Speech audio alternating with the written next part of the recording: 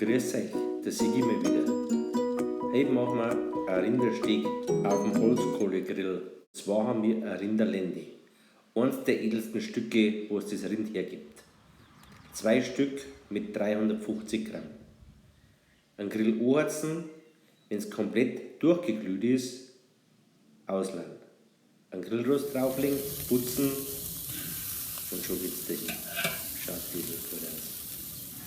Nach ca. 2 Minuten drehen wir es um 90 Grad, dass wir ein Muster zusammenbringen. Nach weiteren 2 Minuten drehen wir es komplett um. Nach wieder 2 Minuten drehen wir es wieder, dass wir uns ein Muster zusammenbringen. Nach insgesamt 8 Minuten ist das Fleisch auf den Punkt gegart. Dann lassen wir es noch ein bisschen ruhen, dazu ziehen wir es in die Mitte des Grills zum Indirektgrillen.